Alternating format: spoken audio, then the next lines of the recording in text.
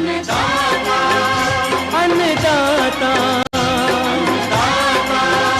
अन्नदाता, नीत तुम्हारा अन्नदाता, पग पग पर है संग तुम्हारे अन्नदाता। लहू किसानों का बन के पसीना सींचता है धरती का सीना, मेहनत का तेरी हक दिलवाने, नई तकनीक नई खोज बताने। पशुधन को गुणवान बनाना, पौध सुरक्षा को सिखलाना, खेती के सब गुर समझाने, भारत का सरताज बनाने, आठों पहर है संग तुम्हारे अन्नदाता, अन्नदाता। नमस्कार, मैं हूं आपके साथ विभा उपाध्याय और आप सभी दर्शकों का अन्नदाता कार्यक्रम में स्वागत करती हूं। हमारे देश का किसान जन का पोषक है, वो श्रम का देवता है, अन्नदाता है। उसमें ही भारत की आत्मा निवास करती है और ऐसे ही किसानों की प्रगति के लिए हम खेती बाड़ी से जुड़ी हुई बहुत सी नई लाभकारी जानकारियां हर रोज सुबह लेकर आते हैं। तो चलिए कार्यक्रम शुरू करने से पहले देखते हैं क्या है आज के अन्नदाता में। मेथी की फसल में जरूरी कार्यों को करके ले अधिक उपज। अनार के बाग लगाकर कमाए अच्छी आय।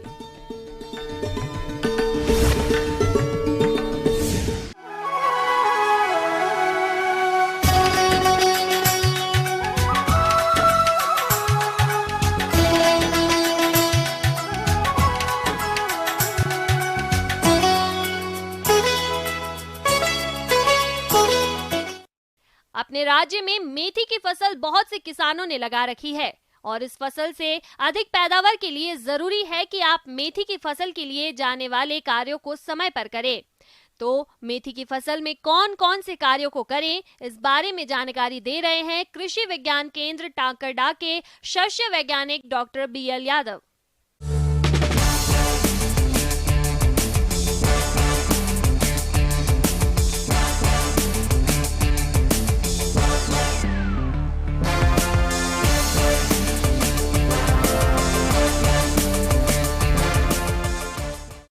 मेथी की फसल बहुत ही महत्वपूर्ण फसल है, क्योंकि यह फसल उत्पादन ही नहीं बल्कि यह हमारी जिस खेत में लगाती है उस खेत की उर्वरा शक्ति को भी बढ़ाती है।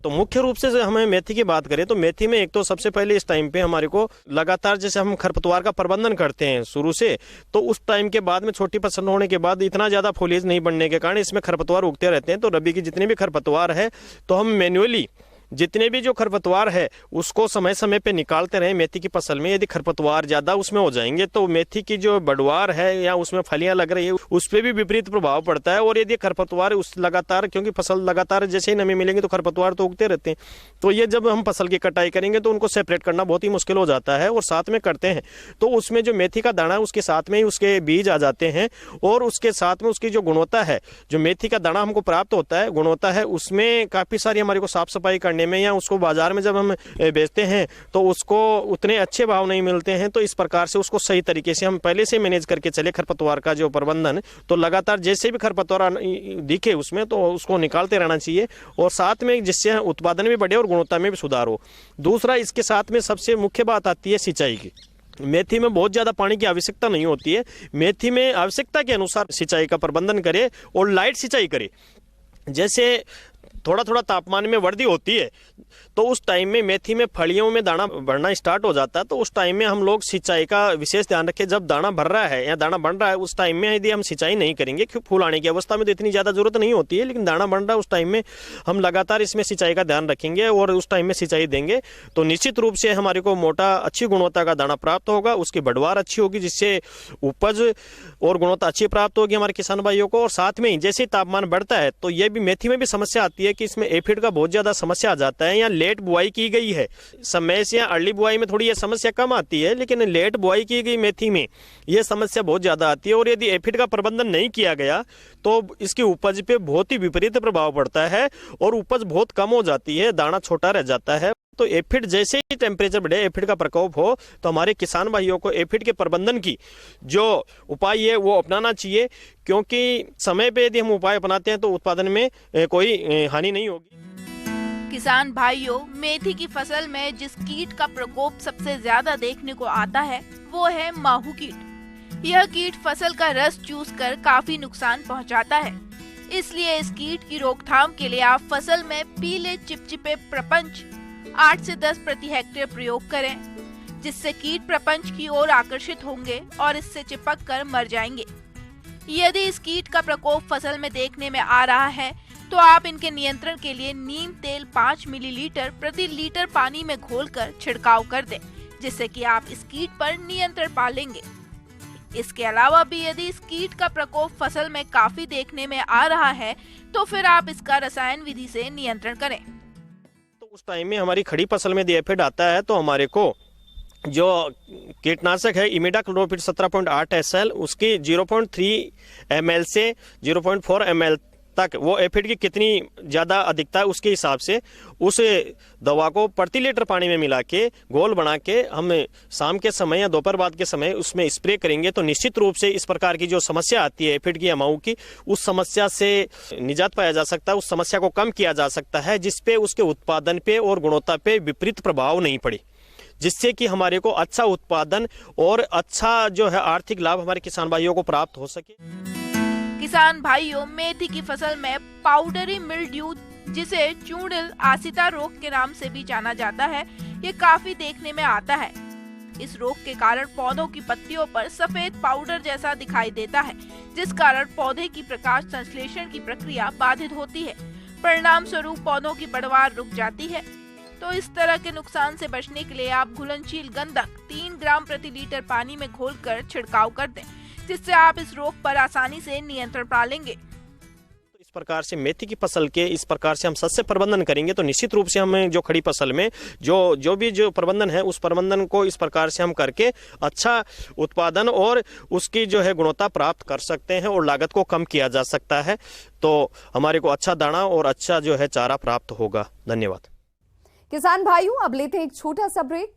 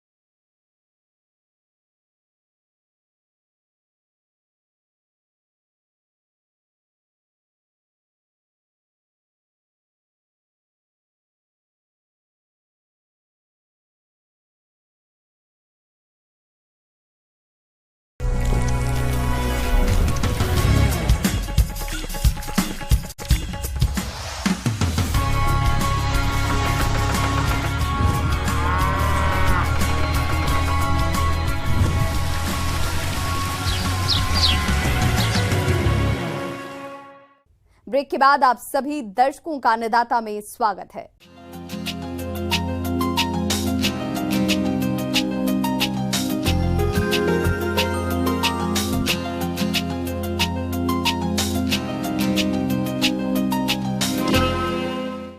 अनार एक ऐसी बागवानी फसल है जिसे एक बार लगाने पर कई साल तक फल मिलते रहते हैं। अनार को सबसे ज्यादा स्वास्थ्यवर्धक और पोषक तत्वों से भरपूर फल माना जाता है। अगर आप भी अनार की बागवानी करना चाहते हैं तो शुरू से ही कुछ बातों का ध्यान रखना पड़ेगा, क्योंकि कई बार किसान बाग तो लगा देते हैं लेकिन जानकारी के अभाव में कई बार नुकसान भी उठाना पड़ जाता है। तो आप किस प्रकार से करें अनार की बागवानी, जिसके बारे में बता रहे हैं बागवानी विशेषज्ञ डॉक्टर सुधीर दास।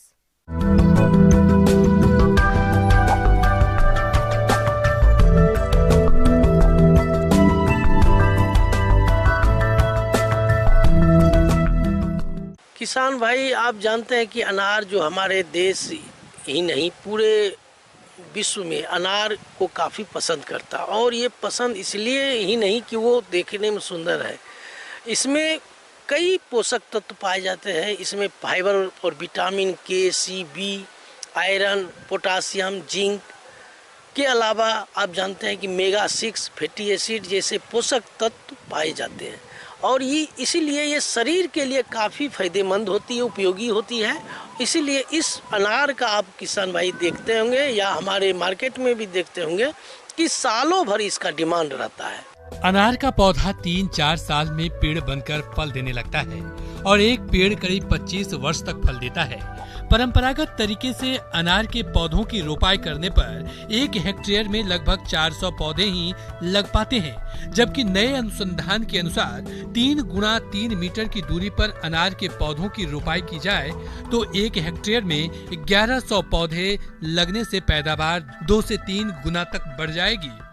अनार की खेती अगर आप किसान भाई करते हैं तो 3 से 4 साल के बाद जब आप इसकी रोपनी करेंगे तो 3-4 साल के बाद फल देना शुरू हो जाता है। उसके पहले आप इंटरवर्ती जो फसल आप उसमें ले सकते हैं, दलहनी फसल उसमें लगा के आप उसमें अंतर्वर्तीय फसल के रूप में उस खेत का उपयोग कर सकते हैं।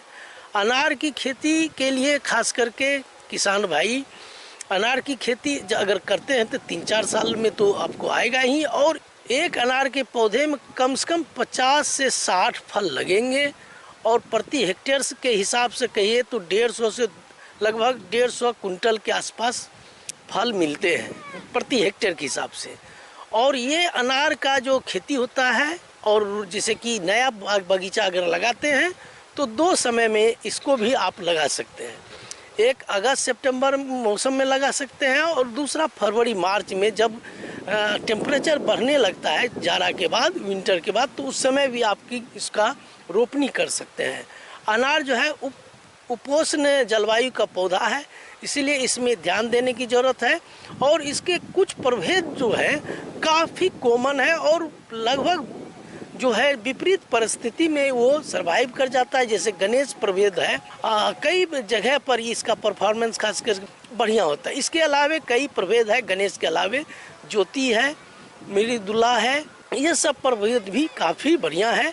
इसको भी आप किसान भाई लगा सकते हैं, और जब लगाएंगे तो उसमें खेत की अच्छी तरह से जुताई कर लें, 3-4 जुताई कर लें, उसका खरपतवार निकाल लें, और उस बराबर मात्रा में जब खेत को समतलीकरण कर लेते हैं, 5 मीटर के दूरी पर आप पीट बना लें। पीट की चौड़ाई, लंबाई और गहराई 60 सेंटीमीटर होना, 60 सेंटीमीटर 60 × 60 × 60 यानी 60 × 60 × 60 सेंटीमीटर का आपको गड्ढा खोदना है। उस गड्ढे में आधी ऊपर की जो मिट्टी होती है किसान भाई, उस मिट्टी को आप अलग रखें, आधी 30 सेंटीमीटर, और 30 सेंटीमीटर जो नीचे की मिट्टी होती है वो अलग कर दें। जिसके बाद गड्ढे की ऊपरी मिट्टी में 15 किलोग्राम पकी हुई गोबर की खाद, यूरिया 60 ग्राम, डीएपी 50 ग्राम, क्लोरोपायरीफास चूर्ण मिट्टी में मिलाकर गड्ढों को सतह से 15 सेंटीमीटर ऊंचाई तक भर दें। गड्ढे भरने के बाद सिंचाई करें ताकि मिट्टी अच्छी तरह से जम जाए। इसके बाद पौधों का रोपण करें, और रोपण तुरंत बाद सिंचाई करना नहीं भूलें। जब आप भर देते हैं, जब वो बराबर बैठ जाता है, तो उसी में संध्या के वेला में आप पौधे का रोपण करें। तो उसमें स्पेसिंग के लिए किसान भाई जो स्पेसिंग रखते हैं, पौधे से पौधे 6 मीटर की दूरी रखें, और कतार से कतार 6 सेंटीमीटर रखें। इसकी खेती करके अच्छा खासा मुनाफा कर रहे हैं, और मार्केट में जो प्रोडक्ट होता है अनार, उसको भेज के और उसका इनकम ले रहे हैं। आगे और भी हैं खेती बाड़ी से जुड़ी हुई बहुत सी रोचक जानकारियां। यहां रुकेंगे एक छोटे से ब्रेक के लिए।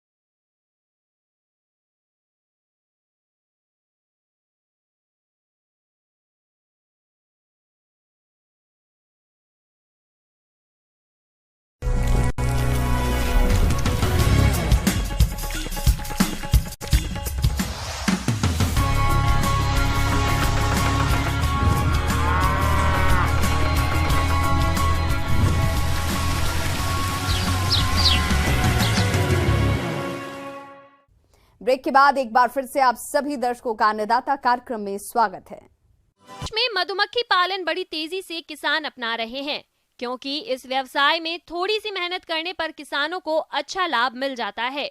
लेकिन कभी कभी मधुबाक्सों में कई शत्रु कीट और रोग अपना घर बना लेते हैं और मधुमक्खियों को काफी नुकसान पहुंचाते हैं। ऐसे में समय रहते इन शत्रु कीटों और रोगों की रोकथाम करना बेहद जरूरी होता है। तो इसके लिए किसान कौन कौन से उपायों को अपनाएं, इसके बारे में जानकारी दे रहे हैं विषय विशेषज्ञ डॉक्टर गौतम कुणाल।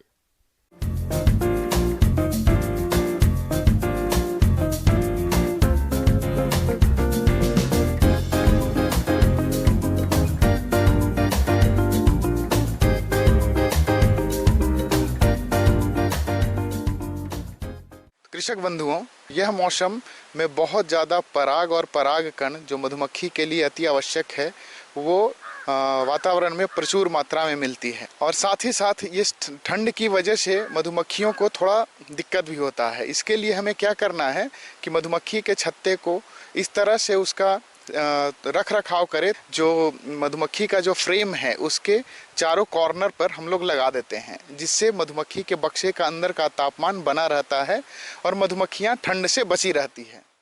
चीनी की चाशनी मधुमक्खियों का सबसे लोकप्रिय भोजन है। मधुमक्खी पालक चीनी या अतिरिक्त पदार्थों के साथ चीनी का प्रयोग कर सकते हैं, क्योंकि एक भाग दानेदार चीनी और एक भाग पानी के अनुपात में पतला चीनी का घोल मिलाकर प्रति बॉक्स में रखें। आप इसे 120 से 140 फ़ारेनहाइट यानी 50 से 60 डिग्री सेल्सियस के तापमान पर गर्म कर सकते हैं। साथ ही इसमें छोटी छोटी लकड़ियों के टुकड़े डाले जाते हैं। हम ऐसा इसलिए करते हैं ताकि मधुमक्खियां लकड़ी के तैरते हुए टुकड़ों पर बैठकर डूबे बिना चाशनी पी सकें। तो सबसे पहले बात करते हैं हम लोग मधुमक्खी में कीट का। तो मधुमक्खियों के ऊपर जो कीट का प्रकोप होता है, इसमें सबसे प्रमुख कीट जो है वो जिसको हम लोग बोलते हैं मोमी पतंगा। मोमी पतंगा क्या करता है कि मधुमक्खी के बक्से का कोई भी एक छिद्र बचा हो या फिर कोटर हो, उससे जो मोमी कीट पतंगे की जो वेशक मादाएं होती है वो प्रवेश करती है और प्रवेश करने के बाद वो बहुत सारे अंडा छत्ते के बक्से के अंदर में दे देती है। बाद में वो अंडे से शिशु बाहर निकलकर मधुमक्खी के छत्ते को नुकसान करना शुरू करती है। प्रायः वह जो पराग है और अथवा परागकण उसको खाती है। साथ ही साथ अगर इसकी तीव्रता अधिक हो जाए तो वो मधुमक्खी के शिशु को भी नुकसान पहुंचाती है। अगर हम इसके फ्रेम को बाहर निकाल करके देखेंगे तो कृषक बंधुओं, हमको फ्रेम के ऊपर में एक गैलरी जैसा दिखाई देगा, जिस जगह से वो मोमी पतंगे का शिशु काट काट करके खाता चला जाता है। इस कीट से बच रखाव के लिए अगर हम रासायनिक विधि का इस्तेमाल करें तो क्या करते हैं कि हम लोग सल्फर लेते हैं। 1 ग्राम सल्फर का एक फ्रेम के दर से 21 दिनों के अंतराल पर 2 बार हम लोग इसका इस्तेमाल करते हैं। माइट कीट एक परजीवी कीट है जो अन्य फसलों के साथ मधुमक्खी पालन में भी पाया जाता है। इस कीट के लगने से मधुमक्खियों को कई तरह की परेशानियां हो सकती हैं। मधुमक्खियों में लगने वाले इस कीट से होने वाली बीमारियां संक्रामक होती हैं, जो मधुमक्खियों के संपर्क में आने से आसानी से एक दूसरे को लग जाती हैं। मधुमक्खी में यह कीट लगता है, इस तरह से मक्खी विकलांग हो जाती है। इसके साथ ही मक्खी का विकास रुक जाता है। माइट के प्रकोप की स्थिति में 85% फार्मिक एसिड का उपयोग रुई के फाहे में एक लकड़ी की मदद से लपेटकर बक्से में रख देना चाहिए, जिससे उसकी गंध से कीटों से छुटकारा पाया जा सकता है। यह मौन वंश के बक्से के दरवाजे पर ही रख देना चाहिए। अब आते हैं हम लोग रोग के ऊपर। तो इसमें रोग जो लगते हैं, एक आता है हमारा अमेरिकन फॉल ब्रूड बोलते हैं, जो बैक्टीरिया के द्वारा होता है, और एक होता है यूरोपियन फॉल ब्रूड। दोनों का लगभग एक जैसा आपको देखने को मिलेगा। इसमें आप लोग क्या देखेंगे कि अमेरिकन फॉल ब्रूड में जब इसका आतंक होगा तो मधुमक्खी के छत्ते से अजीब तरह का एक बदबू जैसा आएगा, और हम लोग अगर एक माचिस की तिल्ली या फिर कोई भी टूथपिक को उसके अंदर डालेंगे और जब बाहर निकालेंगे तो देखेंगे एक धागे नुमा संरचना हमारे मधुमक्खी जो माचिस की तिल्ली है उससे बाहर निकलते आएगी। ये आपको दर्शाता है कि आपके बक्से के अंदर में फॉल ब्रूड का संक्रमण हो चुका है। तो फॉल ब्रूड के संक्रमण से बचाने के लिए हम लोग क्या करते हैं, उसको स्टरलाइज करते हैं। स्टरलाइजेशन करने के लिए हम लोग इस्तेमाल करते हैं कृषक बंधुओं, देखिए एक हम लोग जो हमारा फॉल ब्रूड है इसके बचाव के लिए हम लोग क्या करते हैं, इथिलीन डाइऑक्साइड या फिर फॉर्मेलिन का 150 ml प्रति लीटर पानी में मिला करके उसका ये डिसइंफेक्ट करते हैं, या फिर फ्लेम थ्रोअर, अगर बक्से को निकाल करके एक आग जैसा निकलता है जिससे हम लोग उसको बक्से को स्टरलाइज करते हैं। एक आता है इसमें डिसेंट्री होता है मधुमक्खियों को, बाहर में हम लोग प्रवेश द्वार पर देखेंगे कि मल जैसा कुछ लगा हुआ रहेगा, यह दर्शाता है कि उसमें अमीबिक या फिर प्रोटोजोआ का इन्फेक्शन हो गया है। इसके बचाव के लिए हम लोग कार्बोलिक एसिड 2% का इस्तेमाल करते हैं जिससे इसका बचाव किया जा सकता है।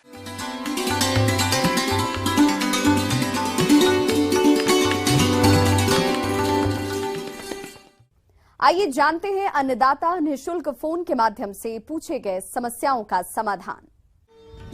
अन्नदाता निःशुल्क फोन संपर्क सेवा के माध्यम से पूछे गए प्रश्नों में से आज हमने जिस प्रश्न को कार्यक्रम में शामिल किया है उसे पूछा है ग्राम पालरा, जिला टोंक के कृषक रतन लाल ने। ये सीड ड्रिल मशीन की देखरेख के बारे में जानकारी चाहते हैं। तो रतन लाल जी, आपकी जानकारी के लिए प्रस्तुत है कार्यक्रम का ये अंश।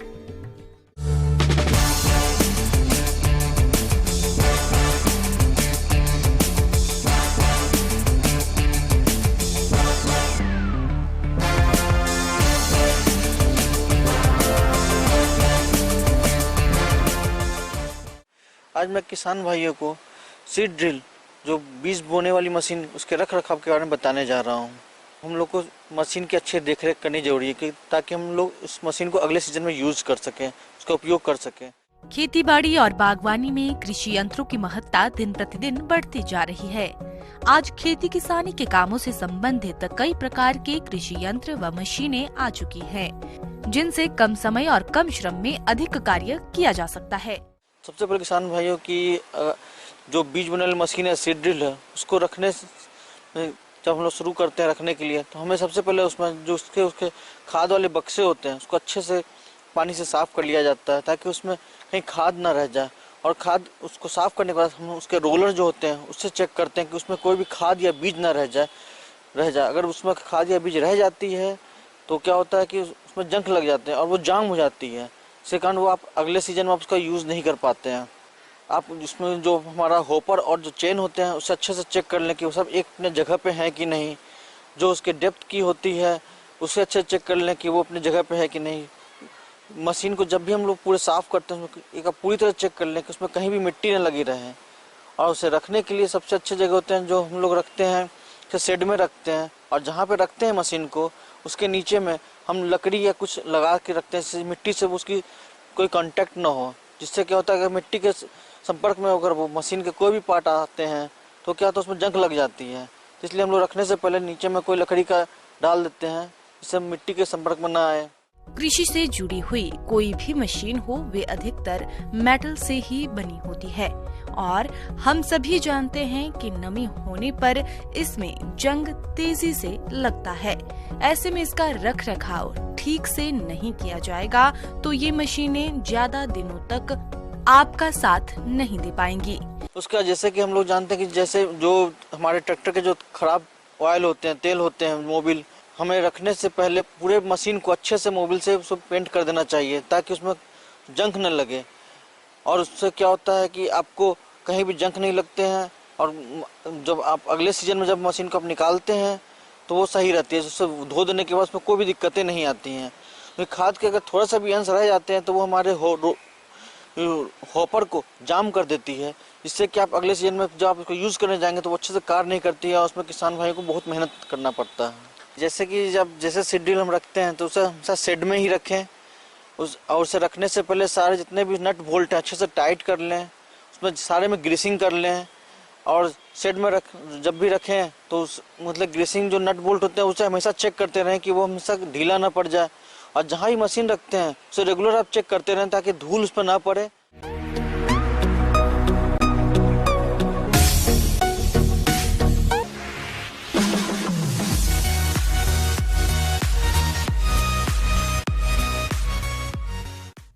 एक नजर डालते हैं राज्य के कुछ मंडियों के प्रमुख फसलों के बाजार भाव पर।